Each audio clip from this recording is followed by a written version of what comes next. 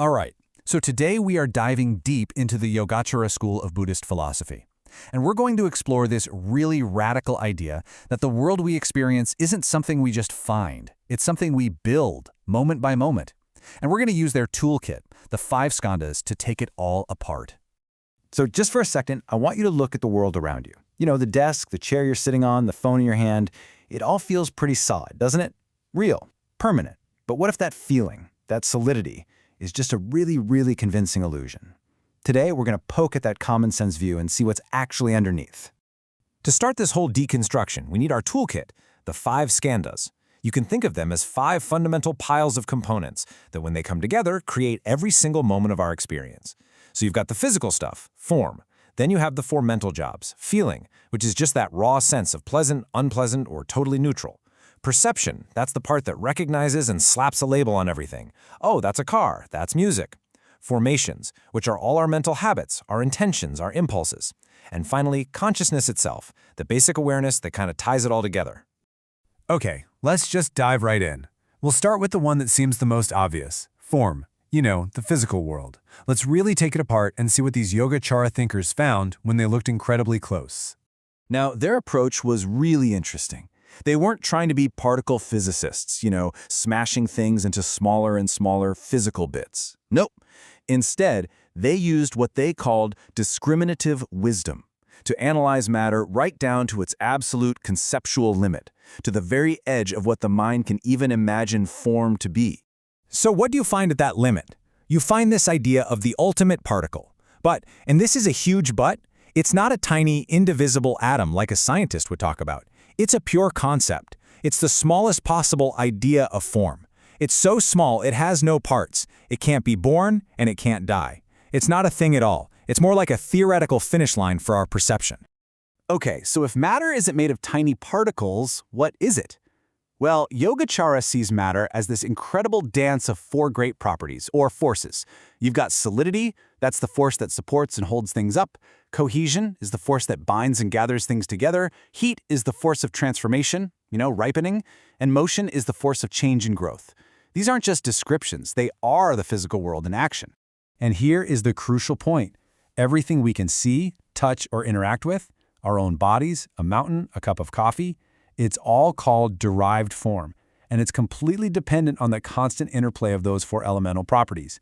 It's not a static what, it's a dynamic process of how these forces are interacting, right here, right now. So, if the material world is just this dynamic dance of properties, how does anything actually come into being? Let's take a look at the dynamics of existence. And believe me, the Yogacara system has a surprisingly detailed answer.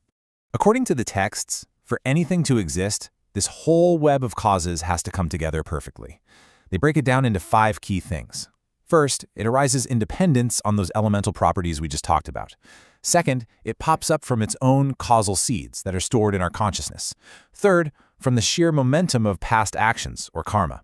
It's also sustained through nurturing, or it decays through diminishment. So you see, it's a really complex, multi-layered process, not just a simple A causes B kind of thing.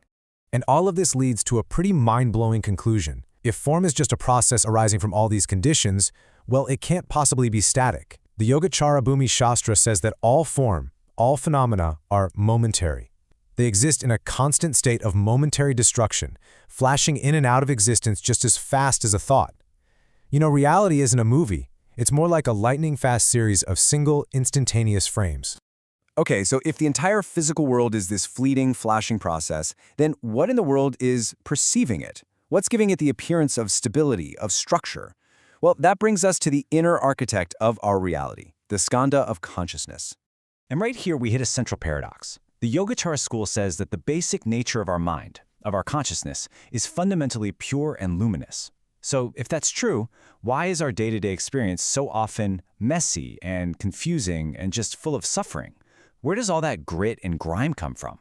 The answer lies in this really crucial distinction. The mind's nature is pure, but it gets stained by what are called adventitious defilements. Think of it like this. Your mind is a perfectly clean mirror. The mirror itself is flawless, brilliant. But when it reflects a dusty room, the image it shows is, well, dusty. The defilements aren't actually part of the mirror, they're adventitious. They're like a guest or a speck of dust that just lands on the surface through our contact with the world and our habit of grasping at everything. And now for the grand synthesis. Now that we've taken apart form and we've looked at the nature of consciousness, we can really start to see the genius of this whole system. See, it's not just a list of 5 things. The Yogacara master showed how you can arrange the skandhas in 5 different logical orders, and each one explains a totally different part of our existence. Okay, so the first ordering basically explains how any moment of experience is born. It's a chain reaction. It starts with an object of form, which then gives rise to consciousness of that object. That initial contact immediately sparks a feeling, good, bad, or neutral, and a perception, a label of what it is. It's the basic causal chain of how we perceive anything at all. Now, the second ordering is completely different. It's a map for practice, for working with our own minds. For instance, in mindfulness meditation, you often start with the body, form, then you observe your feelings, then the mind itself, consciousness, and finally all the mental stuff like perception and formations. It's a sequence that's literally designed to counteract our usual distorted views of reality. The third ordering shows us how we get stuck on the hamster wheel of suffering. It might start with a feeling, let's say a strong craving. That feeling then fuels a karmic action, or a formation. We grasp at something.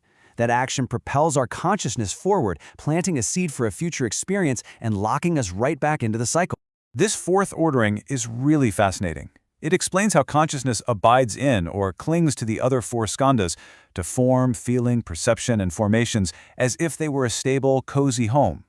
And it's this very clinging that creates our powerful but ultimately mistaken sense of a solid, enduring me living inside this body and mind. And finally, the fifth ordering. This explains how we conventionally put together the idea of a person, right? We see their form. We get a feeling about them. We apply a label or a perception. Oh, that's my friend Sarah. We notice their mental habits, their formations. She's so smart. And from all of that, we construct the idea of a unified consciousness or person who is Sarah. So, after all of this, after this incredible deconstruction, where does this leave us? What's the really crucial takeaway from seeing our reality as this structured but ultimately fabricated process? Well, first, that the solid world we just take for granted is actually a dynamic, momentary flash of energy. Second, that matter and mind are not 2 separate things. They're deeply, deeply intertwined with all phenomena ultimately arising from the mind. Third, that our powerful sense of being a solid, separate self is a construction, built moment by moment from these 5 aggregates. And maybe most importantly, understanding this blueprint doesn't just tear our world down, it actually gives us a map for how to actively reconstruct it in a more liberated and compassionate way. Which leaves us with a final and pretty powerful question to think about. If the world we experience is not something that is just out there, but is something that we are actively constructing moment by flashing moment through the interplay of these 5 components, then where does the real power to change our world and ourselves truly lie?